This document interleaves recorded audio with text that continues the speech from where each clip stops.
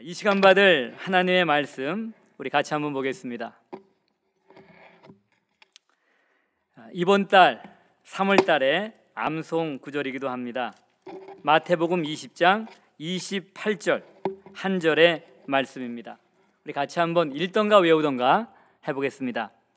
인자가 온 것은 섬김을 받으려 함이 아니라 도리어 섬기려 하고 자기 목숨을 많은 사람의 대속물로 주려 함이니라. 아멘. 자리에 앉으실 때 앞뒤 좌우 계신 분들하고 서로 정답게 인사해 주시길 바랍니다.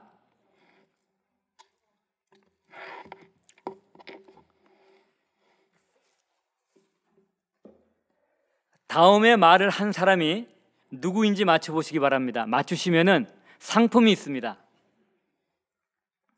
모든 비극 중에서 최악의 비극은 젊어서 죽는 것이 아니라 75세까지 살지만 한 번도 진정으로 인생을 살아보지 못하고 죽는 것, 그것이 가장 큰 비극입니다. 이 말은 과연 누가 한 말일까요? 성경에 나온 말은 아니에요.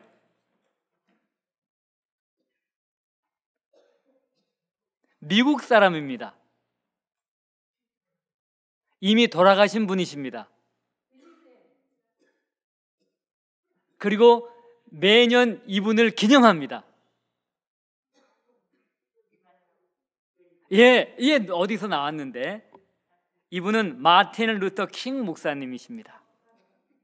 피부 색깔에 상관없이 모두 같이 어울려 사는 세상을 위해 헌신적으로 살다가 39세의 나이로 세상을 떠난 분이세요. 마흔이 못 돼서 세상을 떠난 분이십니다. 여러분, 지금까지 여러분의 나이가 몇이든 상관없이 얼마나 진정으로 인생을 살아보셨나요? 인생을 살아오셨나요? 이 질문에 대답을 하기 위해서는 진정으로 인생을 산다라고 하는 것의 의미를 알아야 하는 것입니다. 진정으로 인생을 산다는 것은 인생의 목적을 알고 그 목적에 맞게 사는 것이죠. 동의하시나요? 우린 지난주에 우리 주님께서 예수님께서 이 땅에 오신 목적이 무엇인지를 배우면서 우리 삶의 목적에 대해서도 배웠습니다. 예수님이 이 세상에 오신 목적은 섬김을 받으려는 것이 아니라 도리어 섬기려는 것이었습니다. 즉 예수님께서는 이 세상에 섬김이라는 목적을 가지고 오셨다고 하는 거예요. 예수님의 삶의 목적이 섬김이다라고까지 할 수가 있는 것입니다. 예수님의 삶의 목적이 섬김이라고 한다면 그 예수님을 주님으로 믿고 따라가는 우리의 삶의 목적도 당연히 섬김이 되어야 할 것입니다. 사실 우리는 섬김을 위하여 창조가 되었고 또한 섬김을 위하여 구원을 받았습니다. 예수님의 삶의 목적뿐만 아니라 우리의 삶의 목적도 섬김인 것입니다. 우리는 하나님과 이웃을 섬길 때 우리 삶의 목적을 이루는 진정한 삶을 살 수가 있는 것입니다. 우리는 하나님과 이웃을 섬길 때 하나님을 영화롭게 하고 이웃을 복되게 하는 진정한 삶을 살 수가 있는 것입니다. 여러분, 지난 한 주간 동안 섬김을 통하여 진정으로 인생을 사셨나요? 한번 지나간 한 주를 한번 돌아보세요. 내 자신 위해서 말고 가족도 될 수 있고 직장의 동료나 아니면 주인이나 될 수도 있고요. 교회와 성도들도 될 수 있고 이웃도 될 수 있습니다. 나는 어떤 섬김의 삶을 한 주간 살아왔는가? 이번 주 우리가 지난주죠. 곰곰이 묵상하면서 예수님을 따라갈 때 그것을 섬김이라고 했습니다. 섬김을 기억하고 우리가 섬기자. 주중에 보니까는 여러 성도님들이 섬기는 걸 제가 봤어요. 어떤 분은 주중에 나오셔서 화단을 새롭게 관리하시기도 하시고, 또 어떤 분은 이 본당에 이렇게 아름답게 장식을 하기도 하시고, 또 다음 주, 또 그 다음 주 계속해서 부활절까지 주마다 특별한 일이 있으니까는 어떻게 이것을 장식할까 봐 고민도 많이 하시더라고요. 또 어떤 분은 보니까는 성가대가 지금 주중에 연습을 하는데 그 성가대 섬기기 위해서 또 간식을 준비하기도 하셨습니다. 또 지난 토요일에는 여러 봉사자들이 와서 마스크 사역도 하고 또 이웃을 음식으로 섬기는 푸드 팬츄리도 했는데 그분들을 섬기기 위해서 또 섬겨주시는 거예요. 섬기는 사람을 또 섬겨주신 것입니다. 아침 일찍 오느라고 혹시 식사 못하셨을까 봐 간식을 갖고 오시기도 하시고, 또 사역을 다 끝난 다음에 음식을 들면서 교제하고 또 위로받고 가시라고 점심을 또 맛있게 준비하시기도 하셨어요. 그리고 또 주중에 보니까 성도님들 가운데 생일을 맞으신 분에게는 케이크도 배달하고 뭐 음식도 배달하고 그렇게 또 섬기기도 하신 분도 계시더라고요. 여러분, 지난 한 주간 어떻게 섬기셨는가 한번 생각해 보시길 바랍니다. 섬기는 삶이 우리 삶의 목적이라고 했을 때 나는 매일의 삶을 그렇게 살고 있는가? 그냥 내 혼자의 삶에 그냥 팍 사로잡혀 갖고, 아니면 그냥 가족이라는 범위를 벗어나지 못하고 그렇게 내가 살고 있는가? 아니면 우리 인생의 목적을 잘 이루며 살고 있는가? 생각해 봐야 되죠. 2021년 사순절을 맞아 우리는 예수님을 따르는 삶에 대해 이야기를 나누고 있습니다. 오늘은 예수님을 따르는 삶, 그 세 번째 시간으로 섬김에 대해서 조금 더 말씀을 나누겠는데, 오늘은 시간의 제약이 많기 때문에 섬김의 정도에 대해서 조금 얘기하려고 합니다. 인자가 온 것은 섬김을 받으려 함이 아니라 도리어 섬기려 하고 자기 목숨을 많은 사람의 대속물로 주려 함이니라. 이 말씀에 따르면 하나님의 아들이신 예수님께서 이 땅에 오신 목적이 섬기는 것인데 어느 정도냐? 자기 목숨을 다 주기까지 섬기는 것이다라고 하는 거예요. 그게 뒷부분의 메시지입니다. 예수님께서 자기 목숨을 많은 사람의 대속물로 주려 한다는 것, 그것은 죄의 종이 되어 사망과 심판을 피할 수 없는 그러한 사람들을 대신해서 예수님께서 자기의 죽음으로 죄의 값을 완전히 지불하시는 것을 의미하는 거예요. 그게 뒷부분의 말씀입니다. 그래야 사람들이 죄와 사망과 심판으로부터 구원을 받을 수가 있는 거예요. 우리들은 여러 가지로부터 구원을 받아야 돼요.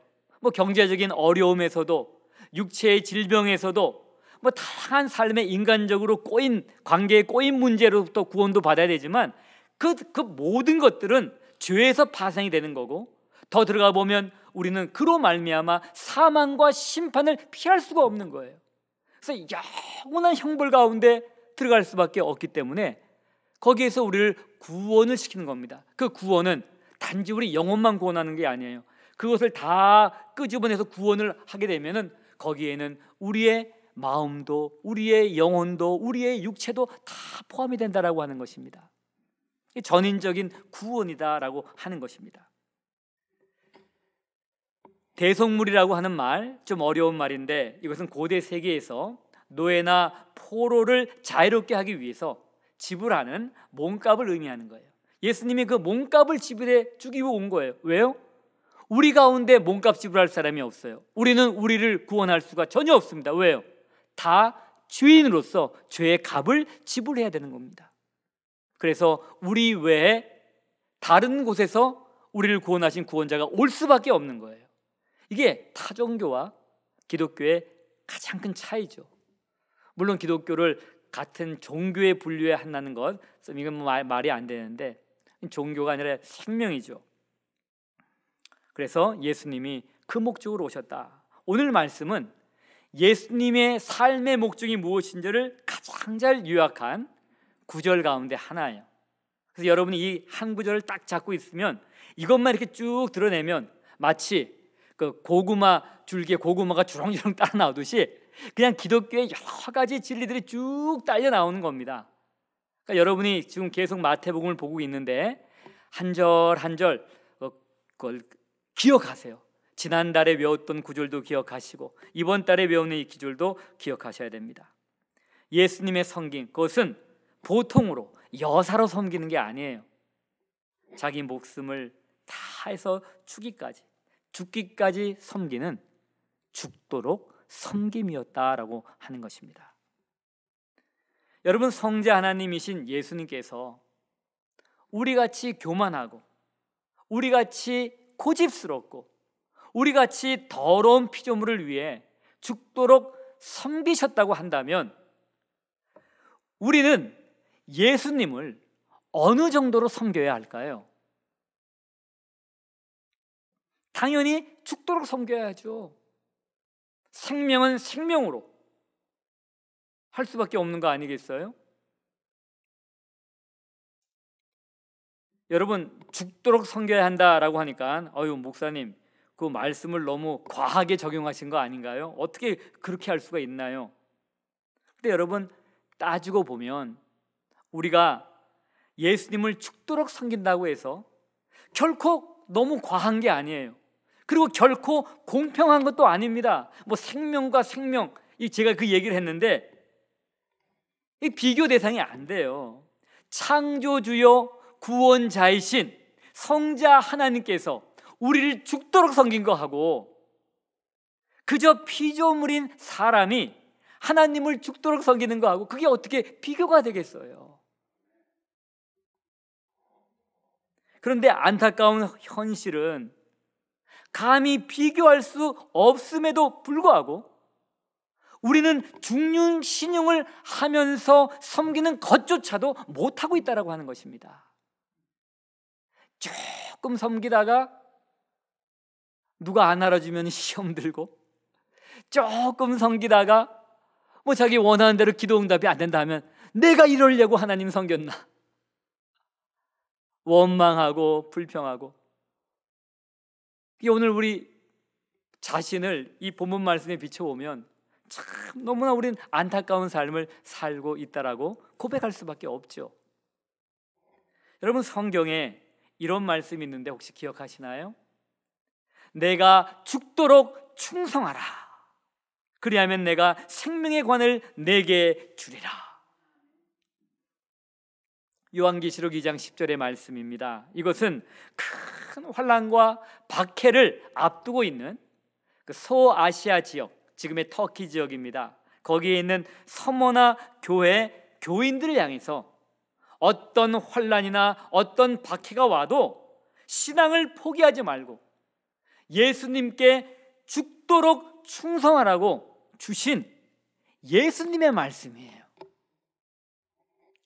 이 말씀은 달리 표현하면 어떤 환난과 박해 가운데서도 끝까지 예수님만을 섬기라는 거예요. 그래서 죽도록 충성하라라는 말은 죽도록 섬겨라라고 하는 말하고 같다라고 하는 것입니다.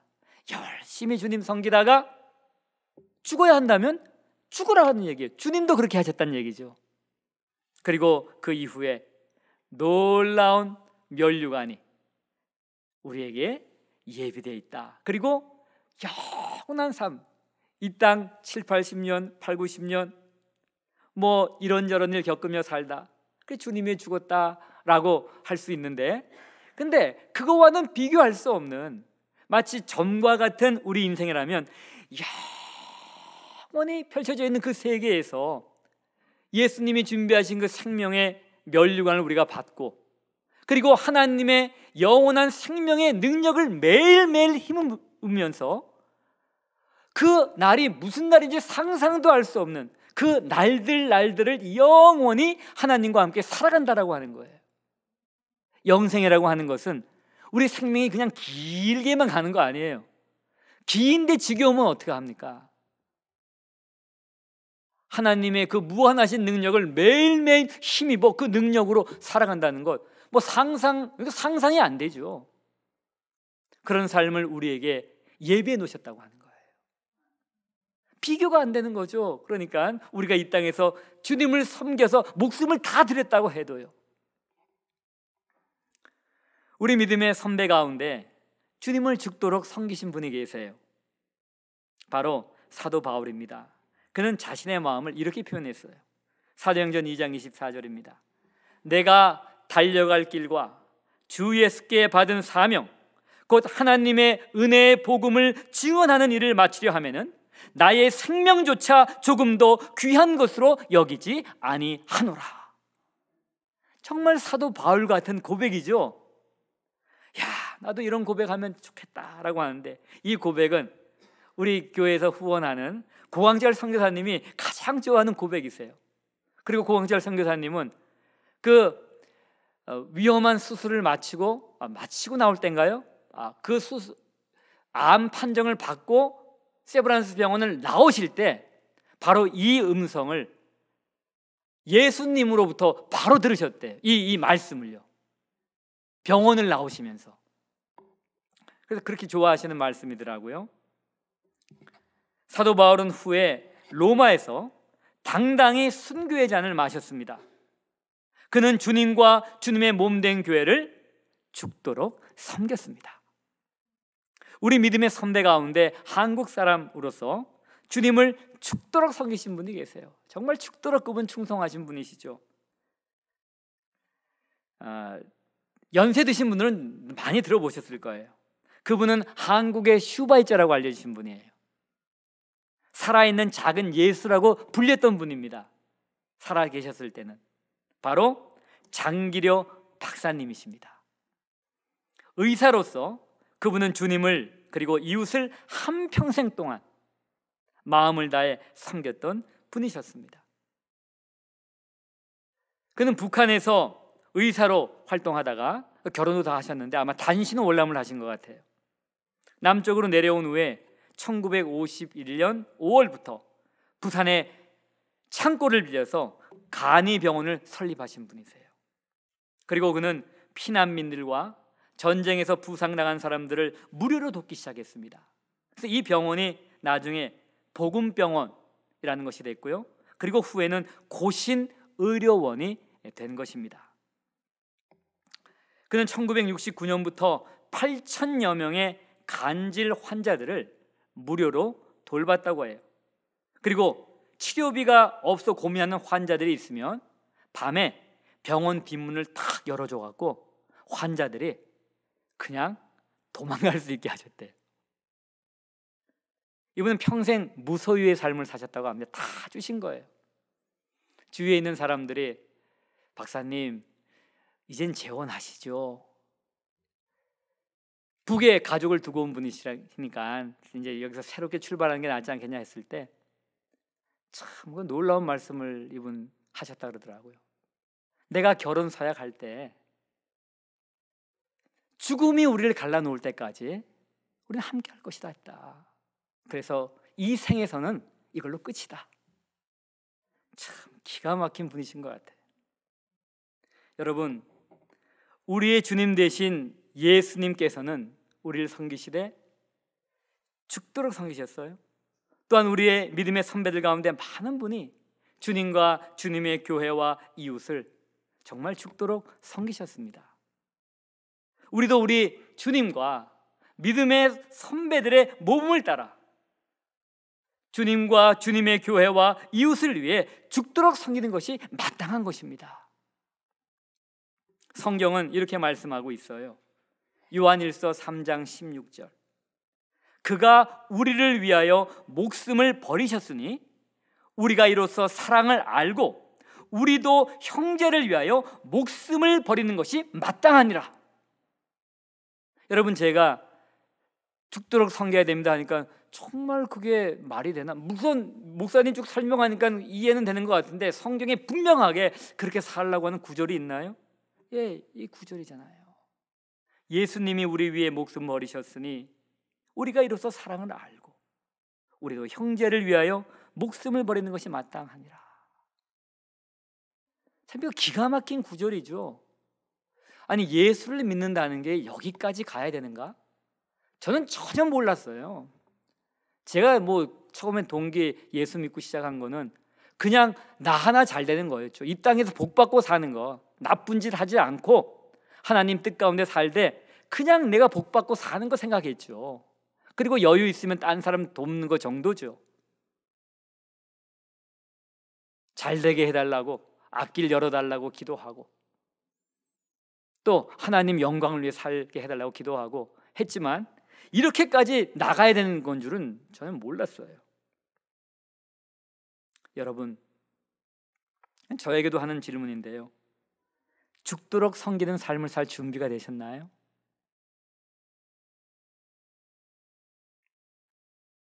우리가 주님으로 고백한 예수님은 우리 위해 죽도록 섬기는 삶을 사셨어요. 이 사순절은 그 주님을 따라가는 그 절기잖아요. 그러면서 우리의 삶을 돌아보는 거죠. 나는 바른 인생 사는가? 나는 정말 그리스도인인가? 나는 정말 그리스도의 제자인가? 여러분 마음 부담되죠? 여러분 너무 염려하지 마세요. 아마 지금 우리는 그 모습은 아니지만 우리의 마지막 모습은 반드시 그렇게 될 겁니다. 여러분이 죽을 때가 돼서도 계속 여러분만 생각하고 사신다면 그거는 좀 이상할 거예요. 적어도 우리의 마지막 모습은 이 모습이 되지 않을까라고 하는 거예요. 그렇다면 시작은 이렇게 해보는 건 어떨까요? 지금 당장 내가 죽도록 섬기지는 못한다 할지언정 열심을 품고 열정을 가지고 섬기는 건 어때요? 섬기되 그냥 처삼촌 벌초하듯이 그냥 대충 눈 가림 정도만 그렇게 섬기는 거 말고요, 열정을 가지고 열심을 품고 섬기는 거예요. 그 삶은 우리가 해볼 만하지 않겠어요? 그리고 그런 삶은 우리 가운데 적지 않은 분들이 이미 지난주에 제가 사는 것도 봤고요, 지금 그렇게 살고 계세요. 이제 시작되는 이 한 주간 주님과 주님의 몸된 교회 그리고 이웃을 섬기시되 열심을 품고 열정적으로 섬기시길 바랍니다. 오늘 말씀 결론 맺습니다. 여러분, 진정으로 인생을 살아보려면 반드시 섬기는 삶을 사셔야 합니다. 왜냐하면 섬김은 우리 인생의 목적이기 때문이에요. 우리는 섬김을 위하여 창조되었고 섬김을 위하여 구원을 받았습니다. 우리의 주님이신 예수님은 우리에게 섬김의 삶을 본을 보여주셨어요. 그 본은 죽도록 섬기는 삶입니다. 예수님처럼 우리의 믿음의 선배들도 그런 죽도록 섬기는 삶을 사셨잖아요. 여러분, 우리 모두 열심을 품고 열정적으로 섬기는 삶을 시작함으로 죽도록 섬기는 본을 보이신 예수님을 따른 이 한 주간이 되시길 바랍니다. 2021년 사순절을 맞아 우리 모두 주님과 주님의 몸된 교회 그리고 이웃을 열심을 품고 열정적으로 섬기는 삶을 통해 하나님께 영광을 돌리는 우리 모두가 되시길 바랍니다. 이 시간 우리 말씀을 기억하시면서 잠시 결단의 기도 드려보겠습니다.